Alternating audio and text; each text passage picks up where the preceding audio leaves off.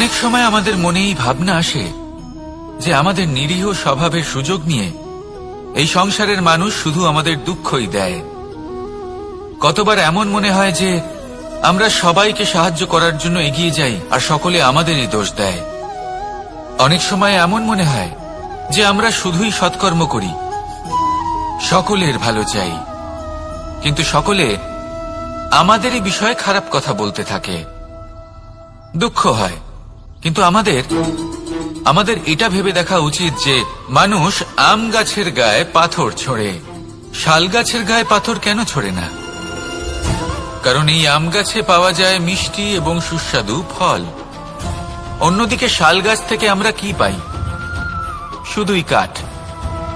তাই যদি আপনাকে কেউ কথা শোনায়, আপনাকে কোনো কিছুতে বাধ্য করার চেষ্টা করে, আপনার বিষয়ে অনুচিত কথা বলে, তাহলে নিশ্চয়ই আপনার মধ্যে এমন বিশেষ কিছু আছে যা তাদের মধ্যে নেই। নিজের মধ্যে আত্মবিশ্বাস বাড়িয়ে তুলুন, ধন্যাত্মক ভাব আনুন, সৎকর্ম করতে থাকুন।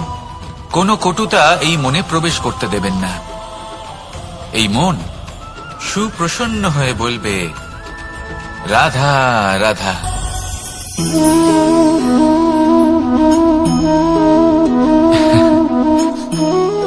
ঘুমের মধ্যে আমরা বিভিন্ন ধরনের স্বপ্ন দেখি, কিছু সুখের, কিছু দুঃখের, কিছু অত্যন্ত ভয়ানক।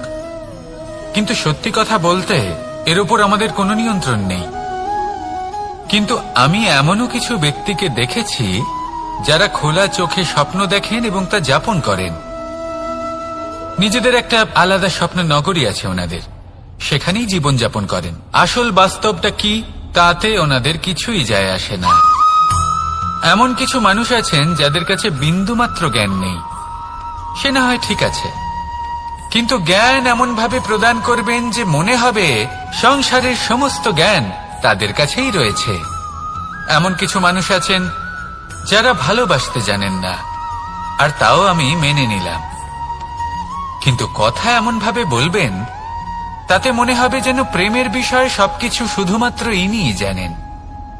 এবার আমি এমন কথা অবশ্যই বলছি না যে আপনি এরকম করেন, কিন্তু যদি কোনো ব্যক্তি এরকম করেন তাহলে তার এটা মাথায় রাখা উচিত যে সেই ব্যক্তি অন্য কারোর সাথে নয়, নিজের সাথে অনুচিত করছেন। কারণ এমন কাজ করে উনি নিজের দোষ, নিজের অপগুণ সংসারের কাছে নয়, নিজের কাছে লুকোচ্ছেন। আপনি যদি নিজেকে বুঝতে না পারেন, সম্পূর্ণরূপে নিজেকে আকলন না করেন, নিজের অপগুণ, নিজের দোষ পূর্ণরূপে না বুঝতে পারেন, তাহলে এটা কি করে বুঝবেন যে নিজেকে কিভাবে শুধরে নিতে হবে? আপনাকে নিজের সত্য স্বীকার করতেই হবে, তারপরেই আপনি নিজেকে পরিবর্তন করতে পারবেন। তাহলে স্বপ্নে নয় বাস্তবে বাঁচুন, আনন্দে বাঁচুন, আর আমার সাথে ভালোবেসে বলুন, রাধা রাধা। ইচ্ছে বড়ই বিচিত্র জিনিস। এই ইচ্ছে যদি তা পূর্ণ না হয় তাহলে তা ক্রোধকে জন্ম দেয়, যদি তা পূর্ণ হয় তাহলে লোভকে জন্ম দেয়, যদি সময়ের মধ্যে পূর্ণ না হয় তাহলে শোককে জন্ম দেয়, আর যদি সময়ের পূর্বেই পূর্ণ হয়ে যায় তাহলে অহংকারকে জন্ম দেয়। সকলের ইচ্ছে থাকে, আপনারও অবশ্যই থাকবে, তা অবশ্যই পূরণ করবেন। কিন্তু একটা কথা মনে রাখবেন, আপনার এই জীবন এটা কোনোভাবেই আপনার ইচ্ছে পূরণ করার মাধ্যম নয়। এ হলো ধৈর্য সাধনের এক মাধ্যম, নিয়ন্ত্রণ করার এক মাধ্যম। নিয়ন্ত্রণ নিজের কামনার ওপর, নিজের ইচ্ছের ওপর, নিজের আবেগের ওপর। কারণ ইচ্ছে এটা হলো সেই অশ্বের মতো যা একবার লাগাম ছাড়া হয়ে গেলে, আপনার হাত থেকে যদি এই লাগাম বেরিয়ে যায় তাহলে তা আপনাকে সোজা বিনাশের পথে নিয়ে যেতে পারে। কিন্তু যদি আপনি একে নিয়ন্ত্রণ করতে পারেন তাহলে এটা আপনাকে সাফল্যের শিখরে অবশ্যই পৌঁছে দিতে পারে। তাহলে ইচ্ছেগুলিকে নিয়ন্ত্রণ করুন আর আমার সাথে ভালোবেসে বলুন, রাধা রাধা। আমরা সকলে শক্তি অনুভব করতে চাই। এবার যদি আপনাকে জিজ্ঞেস করা হয় যে সবথেকে বেশি শক্তির অনুভব কোথা থেকে করা সম্ভব, তখন কেউ কেউ বলবেন পুষ্টিকর আহার গ্রহণ করলে, ব্যায়াম করলে, কেউ বলবেন ধন লাভ করলে, বন্ধুদের থেকে, পরিবারের থেকে, আদি ইত্যাদি। এইভাবে আপনি শক্তির অনুভব অবশ্যই করতে পারেন, কিন্তু সবথেকে বেশি শক্তির অনুভব যদি আপনি করতে চান তাহলে তা পাবেন শুধু একতার দ্বারা, সংগঠনের দ্বারা। যদি আপনাকে উদাহরণ দিই, নিজের এই হাতটাকে দেখুন, 5টা আঙুল রয়েছে। কোনো একটা বস্তুকে নিজের একটা আঙুল দ্বারা তুলে ধরার চেষ্টা করে দেখুন, বড়ই কষ্ট হবে। তখন আপনি বুঝতে পারবেন যখন এই 5টি আঙুল একত্রিত হয় তখন কোনো কাজ কতটা সহজ হতে পারে। এটাই হলো শক্তি, একতার। সব থেকে ভালো উদাহরণ যদি আপনাকে দিই তাহলে বাঁশি। এই বাঁশি থেকে অত্যন্ত মধুর সুর নির্গত হয় যা সবার মন প্রসন্ন করে দেয়। এই কথা সত্যি, কিন্তু এই বাঁশি আমি একটা বা দুটো আঙুল দিয়ে বাজাতে পারবো না। আমাকে প্রত্যেকটা আঙুল ব্যবহার করতেই হবে, তবেই এর থেকে মধুর সুর নির্গত হবে যা সকলকে প্রসন্ন করবে, ঠিক কিনা? ঠিক এইভাবেই যদি আপনি চান যে আপনার জীবনরূপী বাঁশি থেকেও মধুর সুর নির্গত হোক বা সবার মনকে প্রসন্ন করে তুলুক, তাহলে আপনাকেও জীবনে একতা নিয়ে আসতেই হবে। আপনি একাও কর্ম করতে পারেন, পথ চলতেও পারেন, সামনেও এগোতে পারেন, সাফল্যও লাভ করতে পারেন। কিন্তু যখন সকলে একসাথে এগোবেন, সেই পথে চলবেন, সেই কর্মই করবেন, তখন লক্ষ্যে অবশ্যই পৌঁছবেন, সাফল্য অবশ্যই লাভ করবেন। কিন্তু সেই সাফল্য এবং তার আনন্দর সংমিশ্রণটাই একটু অন্যরকম হবে। তাই জীবনে ঐক্যবদ্ধ হন, একসাথে মিলে এগোতে থাকুন, আর আমার সাথে ভালোবেসে বলুন, রাধা রাধা। আমাদের মধ্যে এমন অনেক মানুষ আছেন যারা বই পড়তে পছন্দ করেন, অনেক মানুষ আছেন যারা ভিন্ন ভিন্ন রকমের কাহিনী পড়েন। এবার পড়তে পড়তে মাঝে এমন একটা অধ্যায় অবশ্যই আসে যা আমাদের হৃদয় স্পর্শ করে যায়। আমরা হৃদয় যন্ত্রণা অনুভব করি, তাও আমরা সেই কাহিনী শেষ পর্যন্ত পড়ি, এবং তখন আমরা বুঝতে পারি যে সেই যন্ত্রণাময় অধ্যায়টি কেন এসেছিল, তার থেকে আমরা কি শিক্ষা পেলাম, এবং আমরা অবশেষে লক্ষ্যেও পৌঁছলাম। কিন্তু যদি সেই যন্ত্রণাদায়ক অধ্যায়টিতে আপনি থেমে যান, আপনি যদি এটা ভাবেন যে আমি আর পড়তে পারবো না, তাহলে আপনি জানতেও পারবেন না যে পরবর্তীতে কি হতে চলেছে। এই মন দুঃখে ভরে উঠবে, মনে প্রশ্ন আসতেই থাকে যার উত্তর আমরা পাই না, নিজেদের লক্ষ্য বুঝতেই পারি না। এইভাবেই আমাদের জীবনেও যদি এমন কিছু হয় যা অত্যন্ত দুঃখজনক, যদি এমন কোনো কঠিন অধ্যায় আপনার জীবনে আসে, থামবেন না। তাহলে আপনার জীবনের কাহিনীর একটি যন্ত্রণাদায়ক, দুঃখজনক অধ্যায় মাত্র। শেষ পর্যন্ত এই কাহিনীতে টিকে থাকুন, কর্ম করতে থাকুন। আপনি বুঝতে পেরে যাবেন যে এই কঠিন পরিস্থিতি আপনার জীবনে কেন এসেছিল। আপনি শিক্ষাও লাভ করবেন এবং লক্ষ্যও লাভ করবেন। আসুন আমার সাথে ভালোবেসে বলুন, রাধা রাধা। সমুদ্র মন্থনের সময় 2 ধরনের রত্ন লাভ করা হয়েছিল। প্রথম হলাহল, যার প্রভাব থেকে এই সমস্ত সংসারের জীবের প্রাণ বাঁচানোর জন্য মহাদেব তাকে নিজের কণ্ঠে ধারণ করে নিয়েছিলেন। আর কেউ অনেক বেশি মাত্রায় ভোগের জন্য লাভ করে থাকেন, তা আপনার জন্য বিষ প্রমাণিত হতে পারে।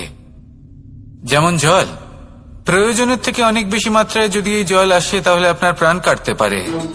কিন্তু পরিশ্রমের পরে এক পাত্র শীতল জল দ্বারা আপনি যদি স্নান করে নেন, তাহলে তা আপনার শরীরের জন্য অমৃত হবে।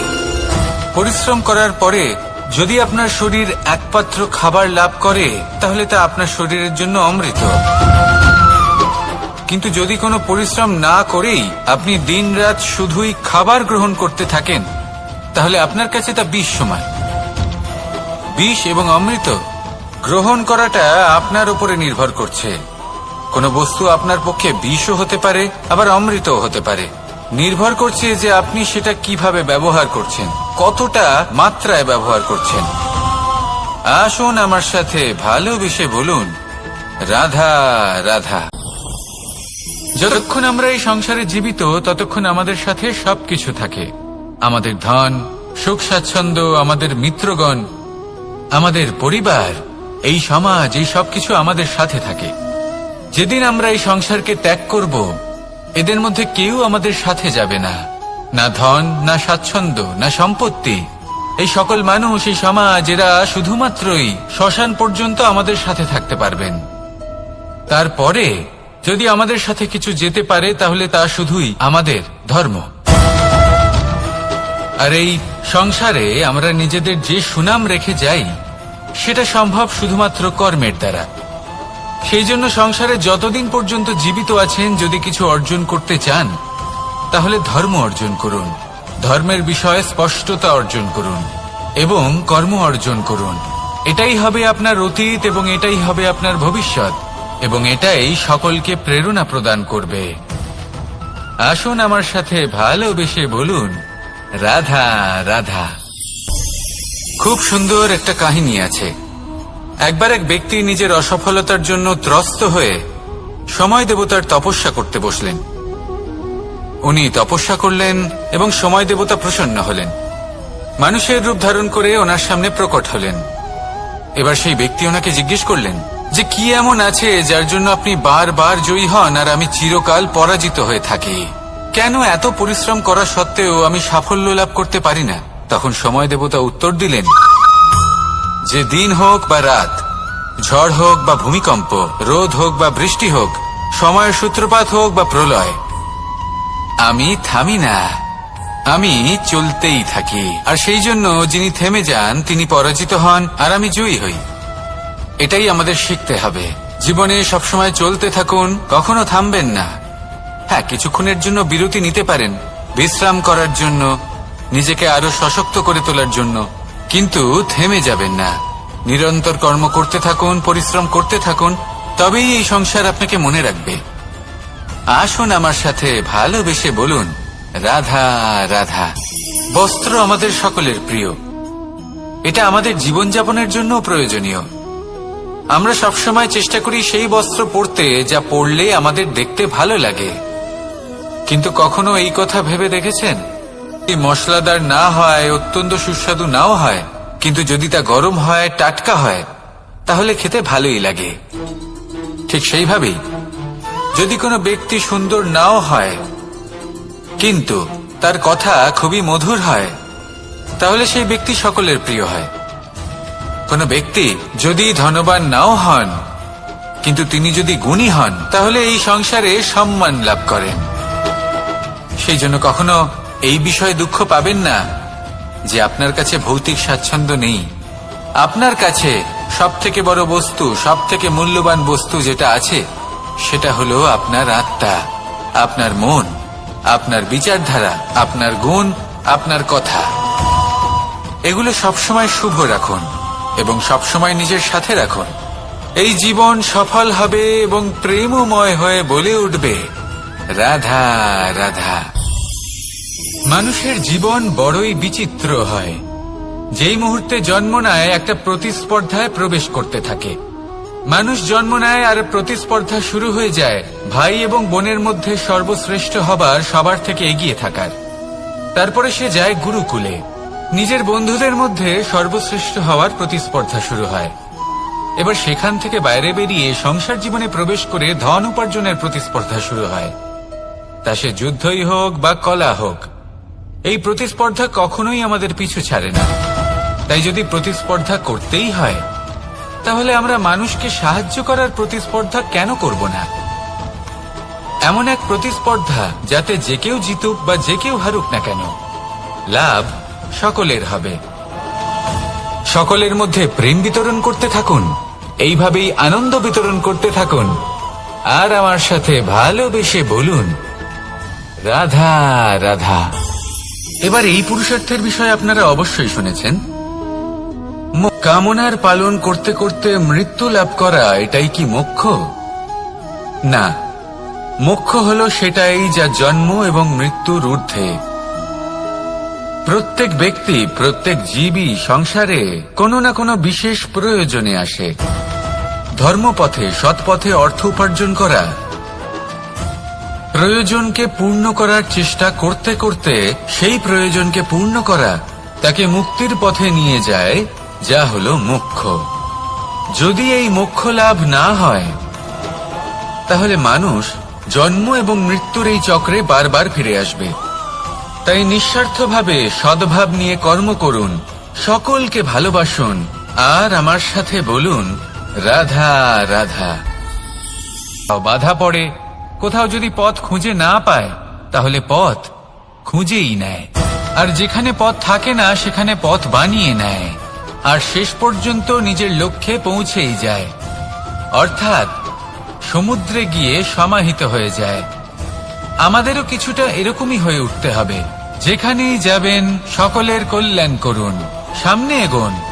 আপনি কোথাও পড়ে গেলে, ধাক্কা খেলে আঘাত লাগবেই, উত্থান পতন লেগেই থাকে। সামনে এগোতে থাকুন। কোথাও পথ না পেলে তা খুঁজে নিন, কোথাও পথ না থাকলে তা বানিয়ে নিন। নিজের গন্তব্যের কথা সব সময় মনে রাখুন। শেষ পর্যন্ত নিজের মোক্ষ লাভ আপনি অবশ্যই করবেন। আর আমার সাথে ভালোবেসে বলুন, রাধা রাধা। এই সংসারের অন্তের, এর বিনাশের প্রারম্ভ কিভাবে হয়? কোন যোগের মাধ্যমে, কোন ভয়ানক অসুরের আগমনে? ওটা তুমি করেছো, এটা আমার, ওটা তোমার, আদি ইত্যাদি। এই ভাব যখন মনে বাসা বেঁধে নেয়, সর্বপ্রথম ঘর ভাগ হয়, তারপর বসতি, তারপর প্রাণ, আর তারপর দেশ, আর সবার শেষে সমস্ত সংসার ভাগ হয়ে যায়। আর এই ভাগ হয়ে যাওয়া শেষে মনোমালিন্যে পরিণত হয়। এখন এমত অবস্থায় কি করা যেতে পারে? কিভাবে বাঁচা যায় এই পরিস্থিতির থেকে? কিভাবে দূরে থাকা যায় এই বিনাশের থেকে? উত্তর সেই একটাই, করুণা। একে অপরের দরকারগুলি বুঝুন, একে অপরের সমস্যাগুলি বুঝুন, একে অপরের দুঃখের সাথী হয়ে দাঁড়ান, একে অপরের সুখের ভাগীদার হন। আর শেষে যখন এই আমি আমরাতে পরিণত হবে, তখন এই বিনাশ নিজে থেকেই দূরে চলে যাবে। তাহলে আমরাতে বিশ্বাস করতে শিখুন, আর আমার সাথে ভালোবেসে বলুন, রাধা রাধা। এই মুদ্রা, এবারে ভাবুন, এটাই আমাদের জীবন, জীবনের সুখ আর দুঃখ। এই মুদ্রার, এই জীবনের দুটি দিক। কিন্তু যখনই আমরা ঈশ্বরের কাছে প্রার্থনা করি, তখনই আমরা সুখ চাই, আর সেই সুখ আসেও। আর যখনই সেই সুখ আসে, তখন ব্যক্তি সর্বপ্রথম তাকে ভুলে যায় যে দুঃখের সময় ওনার সাথে ছিলেন। আর এমত অবস্থায় উনি সাহায্য করেন না, উনি করেন উপকার। আর এই উপকারের বদলে মানুষের থেকে উনি নিজের জন্য শ্রদ্ধা চান। আর সেই শ্রদ্ধা, সেই চাহিদার কারণে উনি নিজেকে অন্যদের থেকে শ্রেষ্ঠ, অন্যদের থেকে ভিন্ন মনে করতে বিবশ হয়ে যান। আর আলাদা হবার কারণে তার মধ্যে জেগে ওঠে অহংকার, আর সেটাই হয় তার পতনের কারণ। এবার এতে কি করা যেতে পারে? কি চাওয়া যেতে পারে ঈশ্বরের কাছে? এই প্রশ্ন অবশ্যই মনে আসে। ঈশ্বরের কাছে চান সুখ, শুধুমাত্র ততটাই যাতে অহংকার না আসে, আর দুঃখ ততটাই যাতে শ্রদ্ধা না চলে যায়। রাধা রাধা। এই সংসারে এমন কিছুই নেই যা সব সময় একই থাকবে। যা কিছু নির্মাণ হয়েছে তা একদিন অবশ্যই ভেঙে পড়বে, কিন্তু এই ভেঙে যাওয়ার বিশ্লেষণ আপনি কিভাবে করবেন তা আপনার উপরে নির্ভর করছে। ওই আকাশের দিকে তাকান, ওই মেঘ, ওটাও ভেঙে পড়ে, কিন্তু নিজে ভেঙে পড়ার সাথে বর্ষাকে তৈরি করে যায়। মাটির ডেলা অবশ্যই ভেঙে পড়ে, কিন্তু ব্যবহারযোগ্য মাটির রূপ নিয়ে। এই ধরিত্রীর বুকে কোনো এক বীজ যখন ভেঙে পড়ে, তখন ধরিত্রীর উপর এক বিশাল আকারের বৃক্ষ নির্মাণ করে। যদি জীবনে কিছু ভেঙে পড়ে, তাহলে নিরাশ হয়ে পড়বেন না, নিজের সাহস হারাবেন না। ধনাত্মক দৃষ্টিভঙ্গি দিয়ে দেখতে চেষ্টা করুন। মনে করুন, নিয়তি নিশ্চয়ই আপনার জন্য আরো ভালো কিছু ভেবে রেখেছে, যা ভবিষ্যতে আপনার প্রতীক্ষা করছে। ধনাত্মক চিন্তা ভাবনা করতে থাকুন, তারপর দেখবেন শ্রেষ্ঠ রচনা নিজেই তৈরি হবে। রাধা রাধা। চলতে থাকা, থেমে যাওয়া, বিশ্রাম নেওয়া, তারপর দম নিয়ে পুনরায় দাঁড়িয়ে পড়া, আর তারপর আবার সেই পথ চলা। এটা জীবনের অভিন্ন এক অঙ্গ, এটার থেকে আপনি পালাতে পারবেন না। কিন্তু এই অঙ্গকে আপনি নিজের জীবনে কিভাবে প্রয়োগ করবেন, কিভাবে তাকে কাজে লাগাবেন, সেই সিদ্ধান্ত আপনাকে নিতে হবে। যারা হেরে যান তারাও জীবনে থমকে যান, আবার যারা জেতেন তারাও দাঁড়িয়ে পড়েন। যারা হেরে যান তারা হাঁপিয়ে দাঁড়িয়ে পড়েন, যারা জিতে যান তারা দাঁড়িয়ে পড়েন সেই সর্বোচ্চ স্তরে পৌঁছে গিয়ে। এবার দাঁড়াতে তো আপনাকে হবেই, তা হতেই হবে। কিন্তু কখন, কিভাবে দাঁড়াবেন, ক্লান্ত হয়ে নাকি সর্বোচ্চ স্তরে পৌঁছে গিয়ে, সেই সিদ্ধান্ত আপনার। অবশ্যই দাঁড়িয়ে পড়ুন, কিন্তু ক্লান্ত হয়ে নয়, কারণ আপনাকে পুনরায় দাঁড়িয়ে পড়তে হবে, পুনরায় যাত্রাপথে এগোতে হবে এবং সর্বোচ্চ স্তরে পৌঁছতেই হবে। রাধা রাধা। স্বপ্ন, আমরা জীবনে স্বপ্ন দেখতে থাকি, সেটা পূরণ করার পূর্ণ প্রয়াস করে থাকি। কিন্তু এই স্বপ্ন পূরণ না হওয়ার পরিস্থিতিতে আমরা ভেঙে পড়ি, ছিন্ন বিচ্ছিন্ন হই, আর তারপরেই বোঝা আমরা আগামী প্রজন্মের ওপর রীতিমতো চাপিয়ে দিই। আমরা এটাই মনে করি যে আমরা যেটা হতে পারিনি সেটা আমাদের সন্তান অবশ্যই হবে। আমরা যা কখনো পাইনি আমাদের সন্তান অবশ্যই তা পাবে। এটা যে অনুচিত সেটা আমরা ভাবি না, কিন্তু এটা ভুল, আর এই ভুল আমরা সকলেই করে থাকি। সন্তান প্রকৃতি আর পরমাত্মার আশীর্বাদ। ওদের ভেতরে তাদের নিজের একটা অস্তিত্ব লুকিয়ে থাকে, সেটা রাধা রাধা। এই পুকুর দেখছেন আপনি, পুকুরের জল কখনো প্রবাহিত হয় না, একই স্থানে জমে থাকে, কিন্তু প্রয়োজন হলে আগুন অবশ্যই নেভাতে পারে।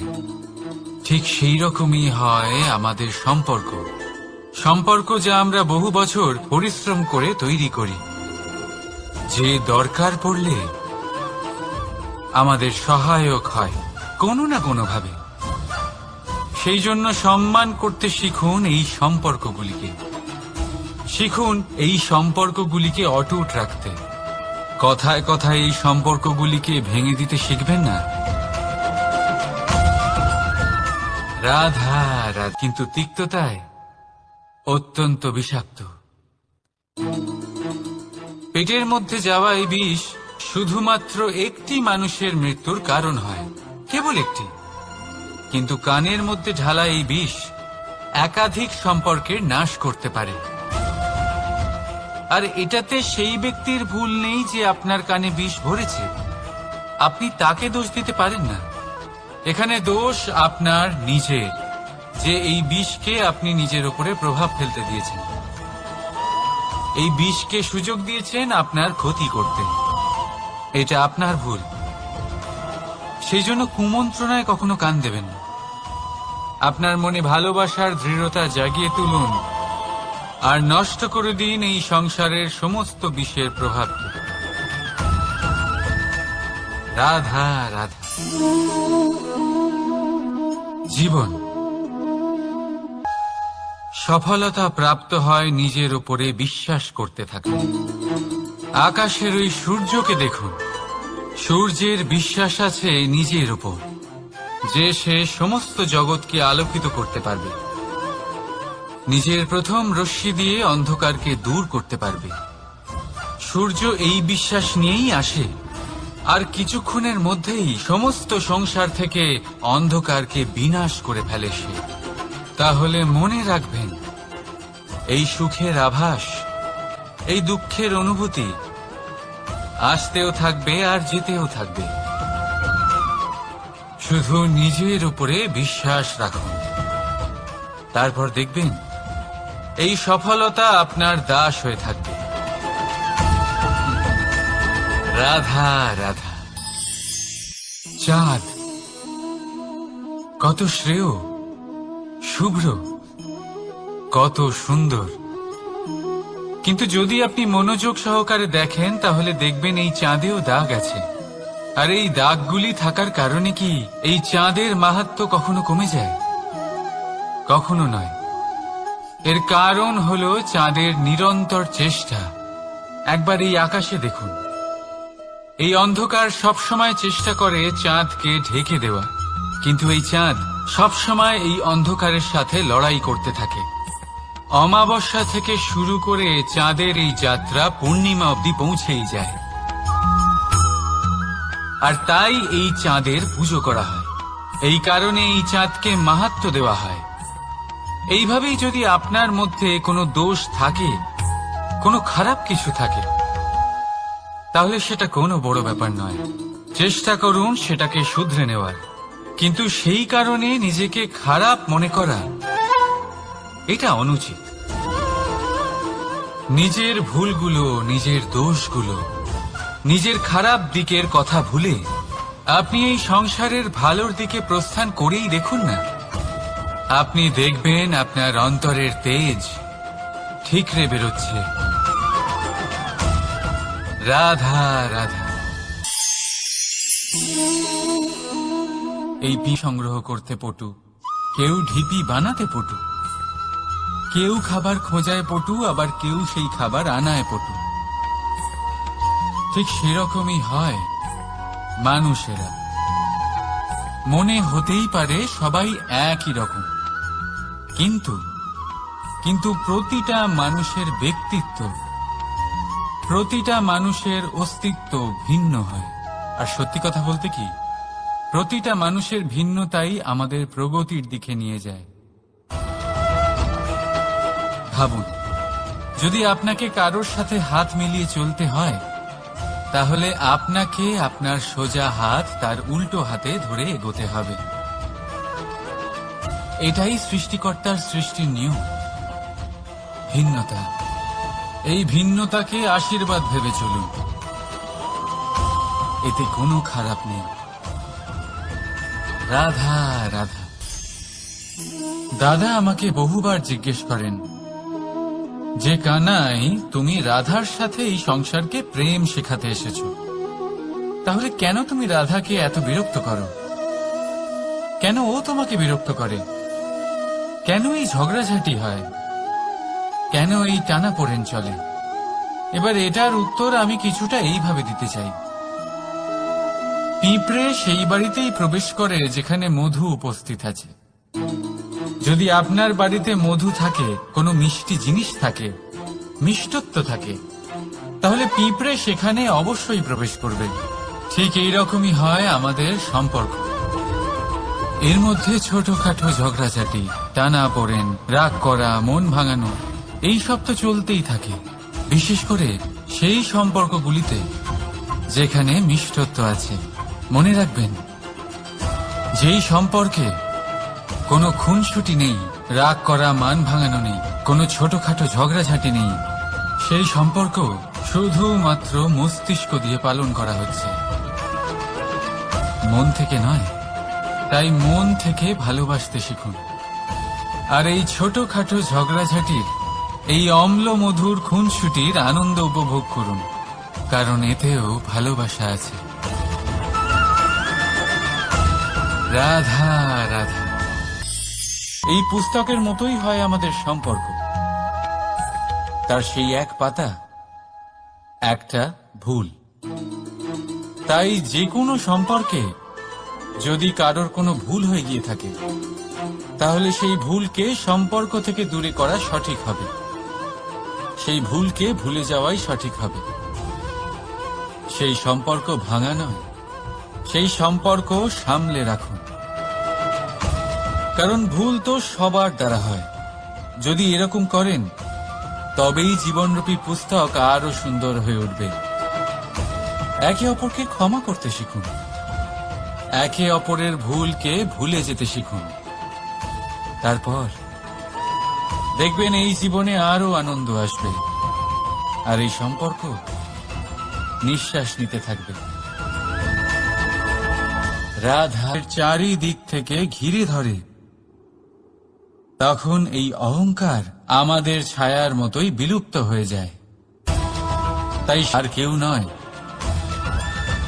এই আত্মসম্মান নয়, এ হলো অহংকার। আর অহংকার আর কিছুই নয়, শুধু পতনের দিকে প্রথম পদক্ষেপ। আর এই জীবনে পতনের দিকে নয়, প্রেমের দিকে এগিয়ে যান। আর আমার সাথে ভালোবেসে বলুন, রাধা রাধা। আপনি কি কখনো ফলে ফুলে পরিপূর্ণ বৃক্ষ দেখেছেন? তার ডালগুলো কিরকম স্বাধীনভাবে বেড়ে ওঠে, কিন্তু যদি এই ডালগুলো মূলের সাথে ঠিকভাবে যুক্ত না থাকে, সেই বৃক্ষের মূলগুলি গভীর না হয়, তাহলে কি হবে? তাহলে কি সে সেই সব সুবিধা পাবে? কখনোই নয়। সেই বৃক্ষের ডাল পড়ে যাবে, সেই বৃক্ষ ভূমিষ্ঠ হয়ে যাবে। ঠিক সেইভাবেই চিন্তা ভাবনার স্বাধীনতার আনন্দ আপনি তখনই আস্বাদন করবেন যখন আপনার শিক্ষা গভীর হবে। তাই স্বাধীন থাকুন দৃষ্টিভঙ্গিতে, কিন্তু যুক্ত থাকুন শিক্ষার সাথে। রাধা রাধা। সমাজ, আমরা এই সমাজে বাস করি, আর বহুবার একটা গুরুত্বপূর্ণ কথা ভুলে যাই। এই সমাজ আমরা সকলে মিলে তৈরি করি। সমস্ত সময় কাটিয়ে দিই এইটা ভাবতে ভাবতে যে এই সমাজ কি ভাববে, আমার কি করা উচিত, আমার কি ভাবা উচিত, কি পড়া উচিত, কোনটা সঠিক কোনটা ভুল। যদি আমি এটা করি তাহলে কয়েকজনের এটা মনে হবে না তো যে আমি খারাপ, যখন আমি তা নই। মনে ভয় উৎপন্ন হয় সেই কয়েকজন মানুষের জন্য। তার কারণ হলো আমরা আমাদের মনের কথা শুনতে পাই না, না শুনতে পারি, না বলতে পারি, আর না করতে পারি। সেই কয়েকজন মানুষের ভয় আমরা খারাপের বিরোধিতা করা ছেড়ে দিই। কিন্তু কখনো নিজেকে জিজ্ঞেস করুন, শেষ পর্যন্ত কারা এই কয়েকজন মানুষ? এই সংসারে প্রতিটি মানুষেরই নিজের আলাদা আলাদা ব্যক্তিত্ব আছে, আলাদা দৃষ্টিভঙ্গি আছে। তাই যদি আপনি এটা ভাবেন যে আপনি সবাইকে খুশি করতে পারবেন, তাহলে আপনি ভীষণ বড় ভুল করছেন। জীবনে কর্ম তাই করুন যাতে আপনার অন্তরাত্মা সন্তুষ্ট হয়। আর অন্তরাত্মা সন্তুষ্ট তখনই হবে যখন আপনার কর্ম শুভ হবে। তাই নিজের মনের কথা শুনে এই সংসারে শুভ কর্ম করতে থাকুন, তবেই এই সংসারের কর্মে আপনি সার্থক হবেন। রাধা রাধা।